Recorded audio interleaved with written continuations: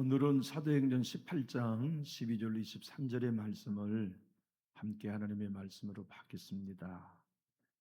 신약성경 219면 사도행전 18장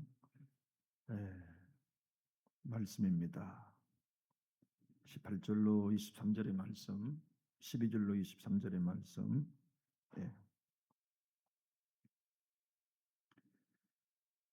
12절 말씀, 갈리오가 아가야 총독되었을 때에 유대인이 일제히 일어나 바울을 대적하여 법정으로 데리고 가서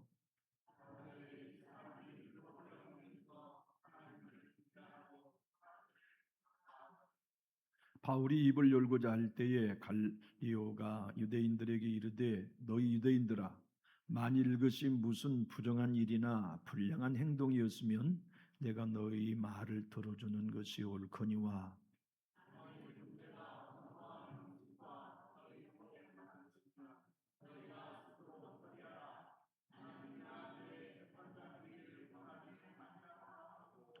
그들을 법정에서 쫓아내니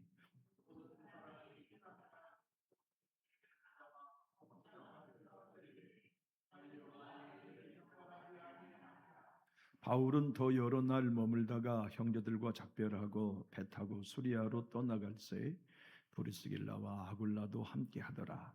바울이 일찍이 소원이 있었으므로 켄그리아에서 머리를 깎았더라.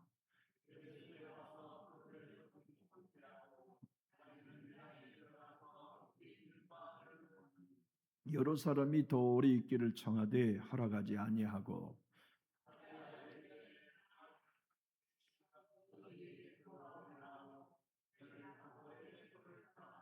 가이사랴에 상륙하여 올라가 교회 안보를 물은 후에 안디옥으로 내려가서 얼마 있다가 떠나 갈라디아와 부르게아 땅을 차리러 다니며 모든 제자를 굳건하게 하니라.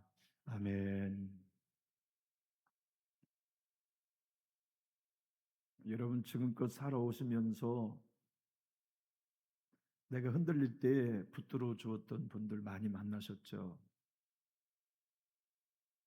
굳이 믿음이 흔들릴 때 붙잡아 주는 분들만 계셨던 것이 아니고 경제적으로 어려웠을 때, 몸이 병약했을 때, 어디로 가야 할지를 몰라 방황할 때 나의 벗이 되어주고 힘이 되어주었던 분들 많이 만났을 거예요. 오늘 본문은 참 바울의 인생 가운데 가장 중요했던 2차 전도 여행의 말미에 관한 기록이에요.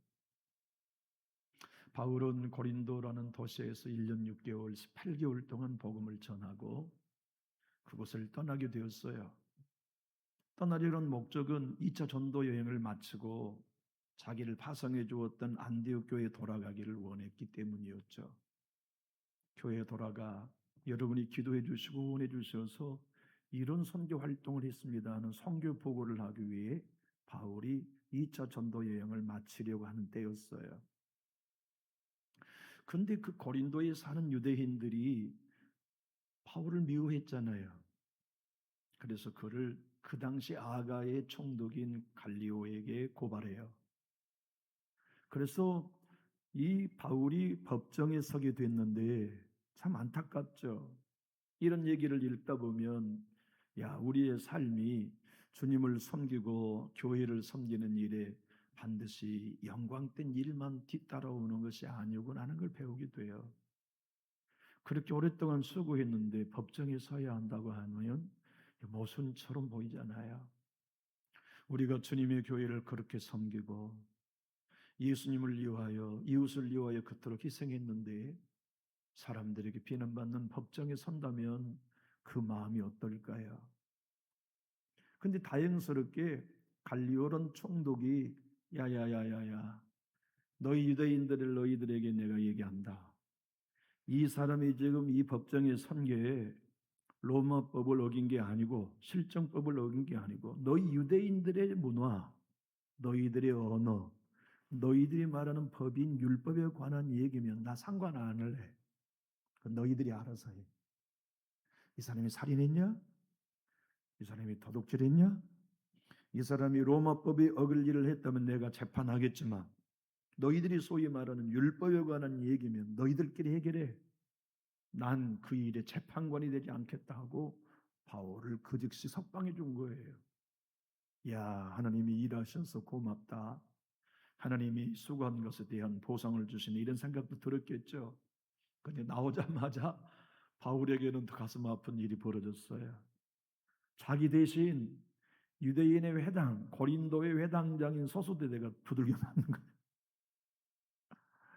자기는 해방되어서 좋은데 나 때문에 죄 없는 회당장 소수대내가 죽으라고 두들겨 맞았어요. 그게 오늘 본문의 이야기거든요. 여러분, 내가 위기에서 건진 받았는데 그 위기를 다른 사람이 대신 받는다면 우리 마음이 어떨까요? 바울은 차라리 내가 맞았으면 좋았을 뻔했다 싶었을 거예요. 그러지 않겠습니까? 여기 계신 여러분들이 혹여 어려운 일을 당하실 위기에 만났는데 하나님이 여러분을 빼고 여러분이 애끼는 다른 사람에게 그 고난을 주신다면 우리 환영할 일 아니잖아요. 소수대는 유대인이에요. 유대인의 회당장이에요. 지난번에 보았던 것처럼 그 고린도의 해당장인 그리스도라는 사람이 바울의 전도, 바울이 전한 복음을 믿고 그리스도인이 됐어요. 그래서 파면당한 겁니다. 그래서 그의 후임, 그리스도의 후임으로 소두되는 사람이 회당장으로 파견되어 왔는데 자기 예수 믿은 것도 아니에요. 바울과 동의한 적도 없어요.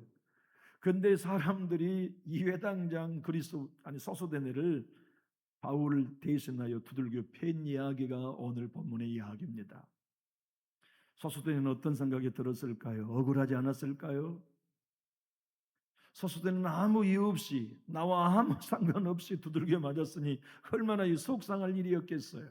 조금 이따 보겠지만 놀라운 사실은 그가 매를 맞고 그리스도인이 되었어요. 사도 바울에게 있어서나 고린도 교회에 없어서는 아니 될 귀정한 일꾼으로 변화된 계기를 맞게 된 거죠. 오늘의 본문의 말씀 12절로 13절을 보면 이렇게 되어 있습니다. 갈리오가 아가야 총독되었을 때 유대인이 일찍 일어나 바울을 대적하여 법정으로 데리고 가서 말하되 이 사람이 율법을 어기면서 하나님을 경외하라고 사람들을 권한다. 바울이 입을 열고자 할 때 갈리오가 말하죠. 유대인들에게 이르되 너희 유대인들아 만일 이것이 무슨 부정한 일이나 불량한 행동이었으면 내가 너희의 말을 들어주는 것이 옳거니와 내가 재판하는 것이 옳거지만 만일 문제가 너희의 언어, 명칭, 너희의 법에 관한 것이면 너희가 스스로 처리하라. 나는 이러한 일에 재판정이 되기를 원하지 아니하노라 하고 그들을 법정에 내쫓아냈어요. 그랬더니 17절을 보면 모든 사람이 회당장 소수대네를 잡아 법정 앞에서 때리되 갈리오가 이 일을 상관하지 아니하니라. 참 억울했을 것 같아요. 그런데 이제 바울이 배를 타고 수리아를 지나 가이사랴 팔레스타인 땅으로 정착을 해요. 그리고 거기서 예루살렘 교회 인편으로 안부를 묻고 안디옥 교회에 가서 선교 보고를 마치고 그것이 22절까지입니다. 그리고 24절은 제3차 전도 여행을 떠나서 행했던 일을 23절에 기록하고 있는데 오늘 본문을 통하여서 하나님의 사람들이 해야 할 일이 뭔가? 주를 위해 일하는 사람들의 사명이 뭔가? 예수 안에서 함께 성도가 된 우리가 서로에게 해줄 수 있는 일이 무엇인가? 그건 서로를 용기 북돋아주고 믿음을 북돋아주는 일이 그리스도인이 해야 할 일이라는 것을 설명해 주어요. 오늘 23절을 한번 읽어보면 이렇게 기록됐죠. 이건 이제 3차 전도 여행의 시작에 관한 시작 서론입니다. 얼마 있다가 떠나 갈라디아와 부르기아 땅을 차례로 다니며 모든 제자를 굳건하게 하니라. 사도 바울이 1차 전도 여행을 했던 교회를 다시 방문하고서 그들을 굳건하게 하는 사역을 계속 이어가요. 2차 전도여행에 세웠던 교회들을 순회 방문하면서 그 교회를 굳건히 세우고 그들을 굳게 세우는 일을 하는데 이 굳게 세운다는 얘기가 뭐냐면 힘을 주어 용기를 북돋아 주었다는 뜻이거든요. 왜 여러분 초대교회 성도들, 모든 교회의 롤 모델이라고 하는 초대교회 성도들을 사도 바울이 다시 방문하여 힘과 용기를 북돋워 주어야만 했을까요? 그들도 우리처럼 완전하지 않았기 때문이에요. 이 땅에는 완전한 신자가 없습니다. 산후라면 흔들려요.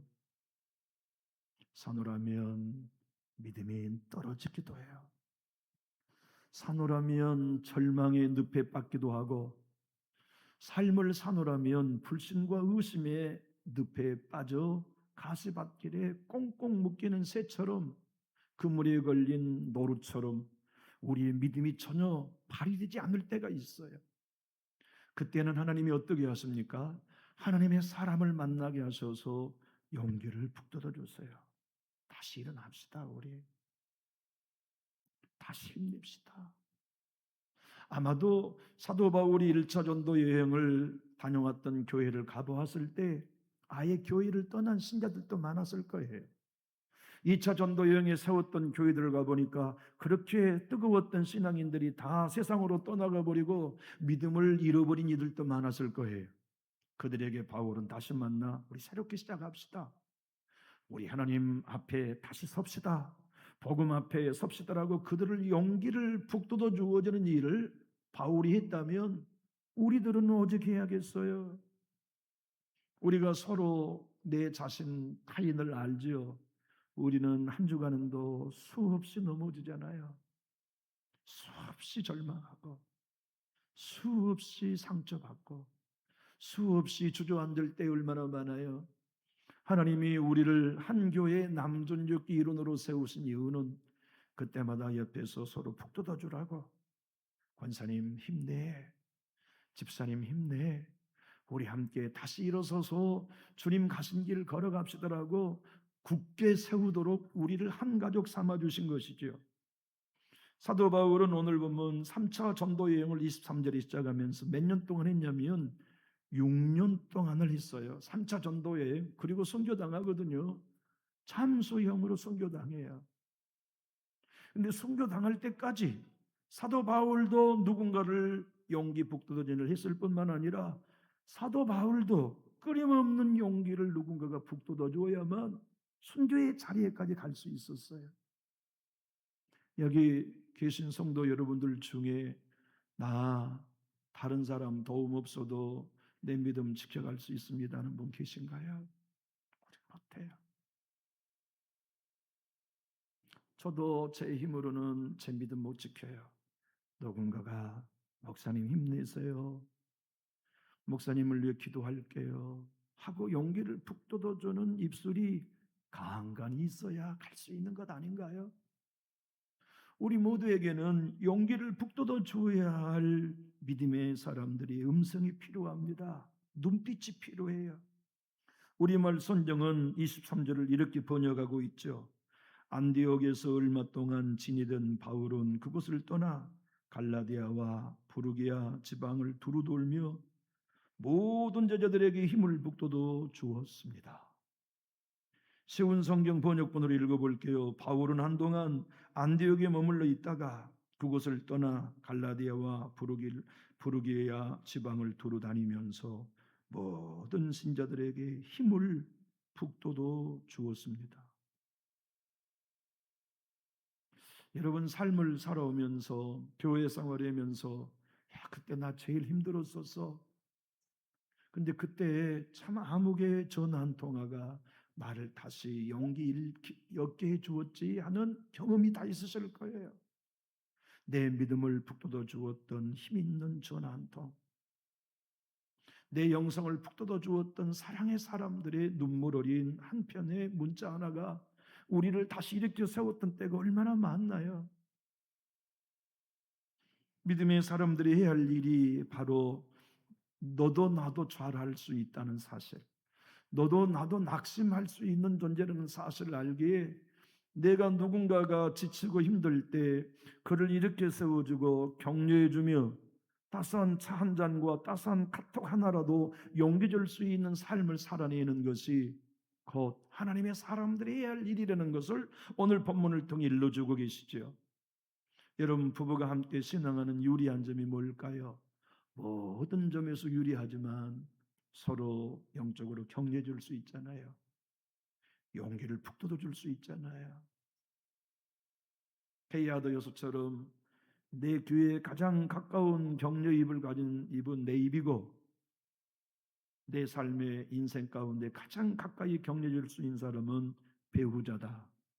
사실 여러분, 절망한 나의 귀에 항상 따라다니면서 격려해 줄 수 있는 입은 우리 각자의 입이거든요. 그래서 내 귀는 내 입의 말을 제일 많이 들어요, 평생. 그렇잖아요. 그러니까 자기가 감사한 말을 하면 그 영혼이 감사의 말을 들어요. 근데 자기가 불평하고 원망하면 자기 귀가 그 말을 들어요. 그러니까 하나님의 창조의 섭리는 여러분, 우리의 말이 내 영혼을 경영하는 것이에요.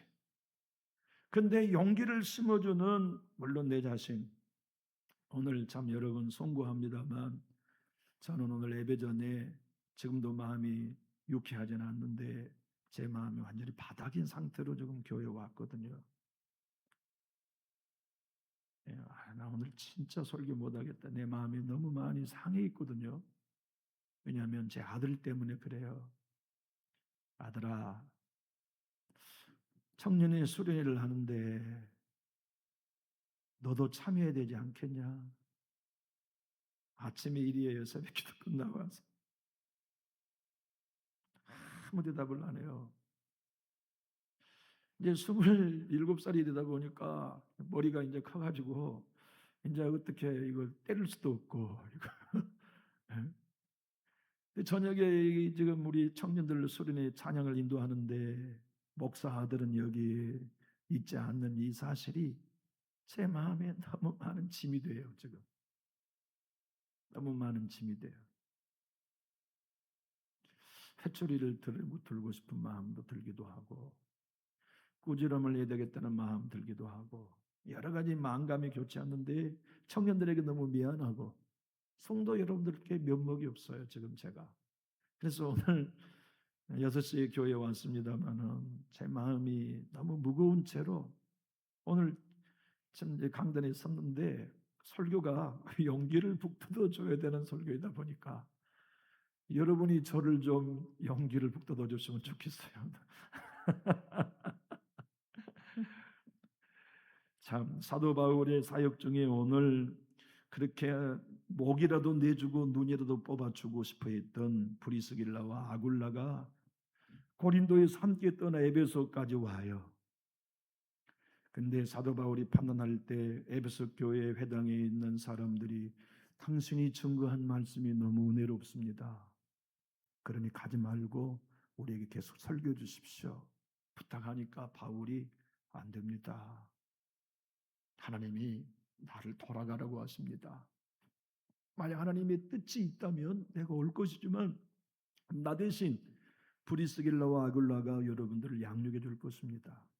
우리 에베소서 성경의 에베소 교회는 그렇게 브리스길라와 아굴라가 남아서 건실하게 세워놓은 교회가 결과물이에요.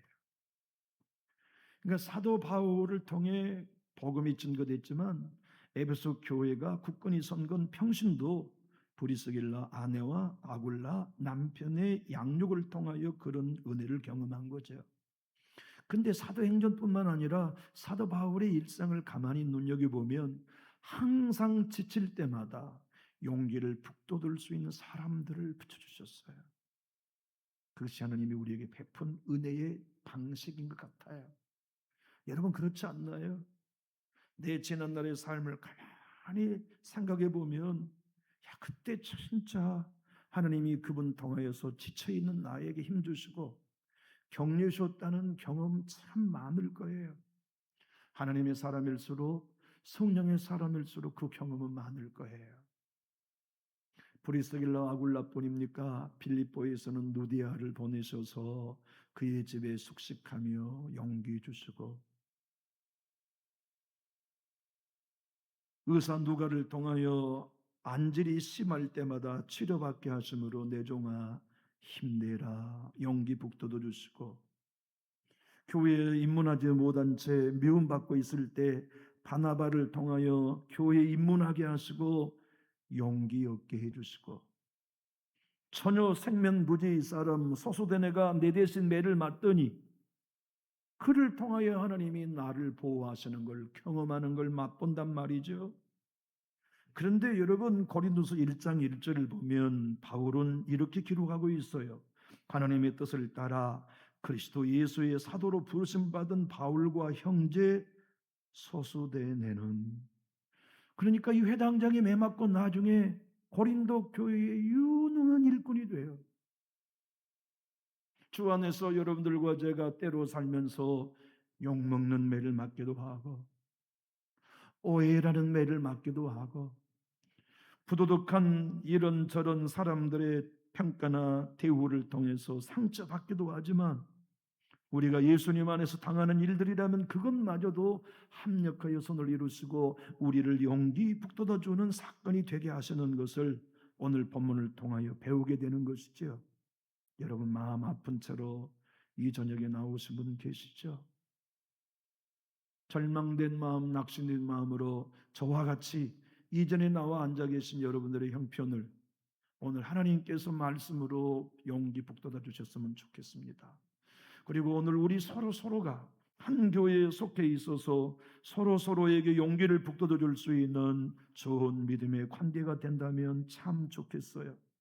우리 하나님의 사역을 보십시오. 창세기에서부터 요한계시록까지 하나님이 하신 일은 당신의 자녀들에게 용기를 북돋아 주는 일 전부였잖아요.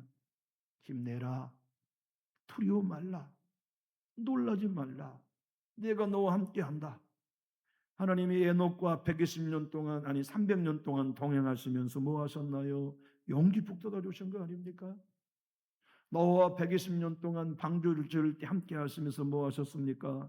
완공하기까지 용기 북돋아 주신 일 아닌가요?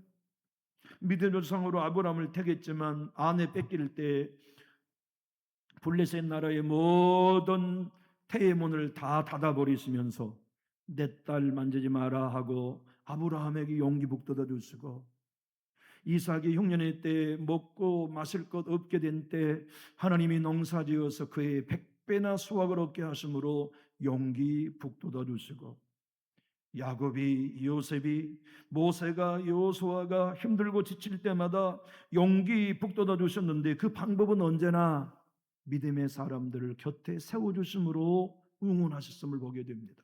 모세에게는 아론과 홀을, 여호수아에게는 갈렙을, 다윗에게는 요나단을, 그리고 예스더에게는 모르드게를, 모르드게 곁에는 에스더를 붙여주셔서 언제나 하나님은 당신의 백성들에게 용기 북돋아 준 사역을 하셨음을 보게 되지요. 여러분, 그런데 우리가 가만히 보면 우리 예수님이야말로 지치지 않을 수 있는 분 아닙니까? 그분은 창조주고 하나님이시니까. 그런데 지쳤어요, 그분이. 근데 그분이 낙심될 때가 많았어요. 우리 예수님이 말입니다. 예수님이 지치고 낙심될 때가 많았다면 우리는 오직 많이 지치겠습니까?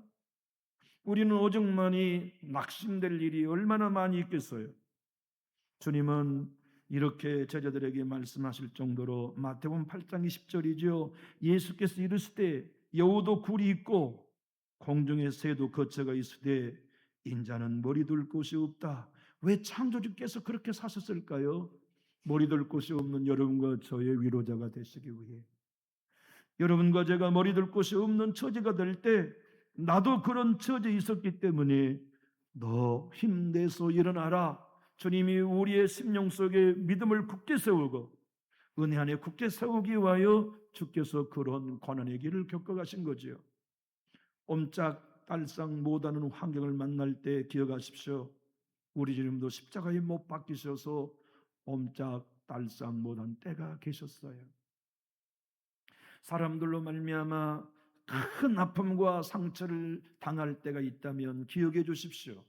우리 예수님은 등과 온몸에 채찍을 맞아 가시면령을 쓰시는 고통도 당하셨다는 걸 기억해 주십시오. 사람들에게 인정받지 못하고 사람들에게 모욕을 당할 때 기억해 주십시오. 하나님이신 우리 주님은 이 땅에서 단 한 번도 사람 대접받지 못하셨습니다. 왕 대접받지 못한 건 고사하고, 임금 대접받지 못한 거 고사하고, 사람 대접을 한 번도 못 받으신 분이 우리 예수님이십니다. 그분이 그런 대우를 이 땅에 받으시는 이유는 무슨 힘이 없어서 그렇습니까? 여러분과 제가 대우받지 못한 때 용기 북돋아 주시기 위하여 주님이 그 길을 걸으신 거죠. 생각해 보십시오. 마르다와 마르다가 고아이면서도 우리 예수님을 당신의 집에 초대하여 식사를 어린 것들이 준비하여 대접할 때, 가난한 그들이 대접할 때 우리 주님은 얼마나 용기를 얻으셨겠어요.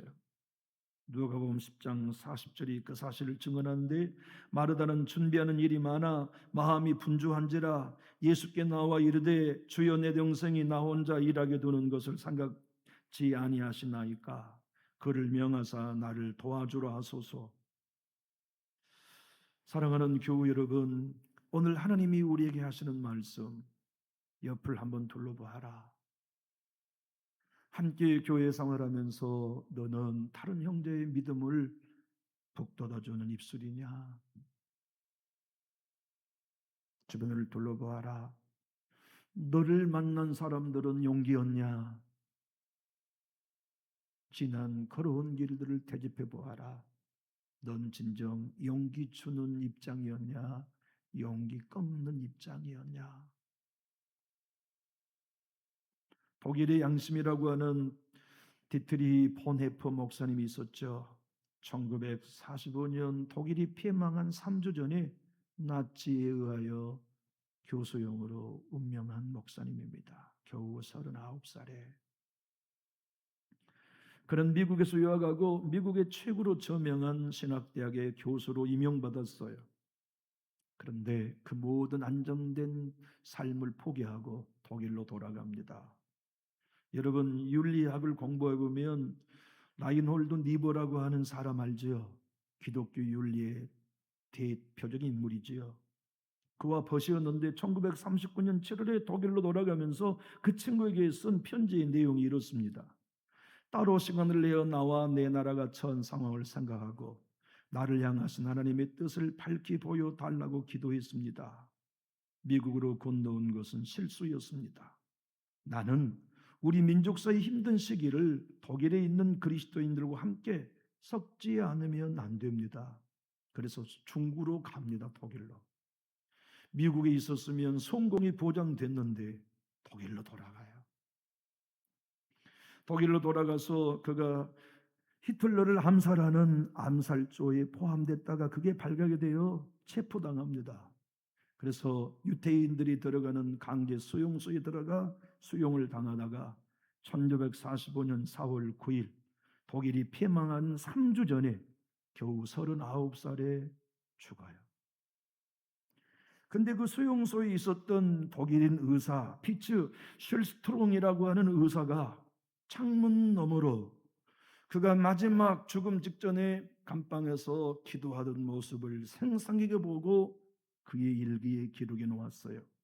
막사에 있는 방에 반쯤 열린 문을 통해 나는 보네퍼 목사가 죄수복을 벗기 전에 바닥에 무릎을 꿇고 자신의 주 하나님께 진심으로 기도하는 모습을 보았다.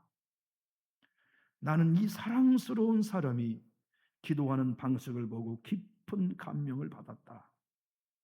어찌나 경건한지 하나님이 그의 기도를 들으셨다고 확신할 정도였다. 그는 형장에서 다시 짤막한 기도를 드린 다음 용감하고 침착하게 계단을 밟고 교수대에 올랐다. 그리고 몇 주 뒤 죽었다. 지난 50년간 의사로 일하면서 그토록 경건하게 죽음을 맞이한 사람을 본 적이 없다. 이게 드트리 보네퍼 목사님의 마지막 죽음을 보았던 의사의 고백입니다. 그런데 말이죠, 이분이 죽기 전에 자기의 약혼자에게 편지를 보낼 때 그 편지 속에 시 하나를 담아서 보냈어요. 그것이 우리 교회에서도 자주 부르지요. 선한 능력으로는 찬양을 쓰게 하는 배경이 된 시였습니다. 그 시를 우리말 그대로 적용해 놓으면 이런 겁니다. 보호받고 위로받는 이 놀라움 속에서 여러분과 함께 오늘을 살기 원하고 여러분과 함께 새로운 한 해를 맞이하고 싶습니다. 사실은 죽고 싶지 않다는 뜻이죠. 그러나 주님이 원한다면 나는 기꺼이 순종하겠다는 각오이기도 해요. 선한 능력이 우리는 모두 잘 보호받고 있으며 믿음으로 일어날 일들을 기대하고 있습니다. 하나님께서는 밤이나 아침이나 우리 곁에 계십니다. 또한 매일 새로운 날에 함께 하십니다. 옛것이 여전히 우리의 마음을 괴롭게 하고 어두운 날들의 무거운 짐을 여전히 우리를 누리지만 주님, 내몰려버린 우리의 영혼에게 당신께서 준비해 놓으신 구원을 주옵소서. 선한 능력에 우리는 너무 잘 보호받고 있으며 믿음으로 인할 일들을 기대하고 있습니다. 하나님께서는 밤이나 아침이나 우리 곁에 계십니다. 또한 매일 새로운 날에 함께 하십니다. 당신께서 우리의 어두움 속으로 가져오신 그 촛불들이 당신께서 우리의 어두움 속으로 오늘 밝고 따뜻하게 타오르게 해 주십시오. 우리가 다시 하나 되게 하여 주옵소서. 우리는 압니다. 당신의 빛이 밤을 비추고 있음을. 선한 능력에 우리는 너무 잘 보호받고 있으며 믿음으로 일어날 일들을 기대하고 있습니다. 하나님께서 밤이나 아침이나 우리 곁에 계십니다. 또한 매일 새로운 날이 함께 하십니다. 죽음을 앞둔 한 믿음의 사람이 고백해요. 그가 감방에서 나와 형장으로 가기 전에 함께 감방에 있었던 죄수들 형제들에게 이렇게 말하고 떠났습니다. 형제 여러분, 저에게 죽음이 다가왔습니다. 그러나 이것은 마지막이 아닙니다. 시작입니다. 이제 저는 주님이 저를 위해 예비하신 집으로 갑니다. 다시 만날 때까지 안녕히 계십시오. 그리고 현장에서 그 젊은 나이에 독일이 피해망하기 전 3주 전에 순교했어요. 하나님의 사람들은 자기가 격려와 위로가 필요할 때 도리어 다른 사람들에게 믿음의 용기를 북돋워주고 순교의 자리에까지 나갔던 것을 보게 되지요. 우리가 부르는 선한 능력으로라는 지금의 이 찬양은 바로 방금 전 그가 쓴 마지막 시를 이렇게 노랫말로 바꾸어서 만든 찬양이지요. 주 선한 능력으로 안으시네, 그 크신 팔로 날 붙드시네, 절망 속에도 흔들리지 않고 사랑하는 주 얼굴 구하리, 선한 능력으로 일어서리 주만 의지하리, 믿음으로 우리 고대 안에 주 오실 그날 영광의 새날을 맞이하리. 이전의 괴로움 날 에워싸고 고난의 길을 걷는다 해도 주님께 모두 맡긴 우리 영혼 끝내 승리의 날을 맞으리. 선한 능력으로 일어서리 주만 의지하리, 믿음으로 우리 고대 안에 주 오실 그날 영광의 새날을 맞이하리. 주님이 마신 고난의 쓴 잔을 우리도 감사하며 받으리. 주님이 남은 고난 채워가며 예수와 복음 위에 살리라. 선한 능력으로 일어서리 주만 의지하리, 믿음으로 우리 고도 안에 주 오실 그날 승리의 새날을 맞이하리.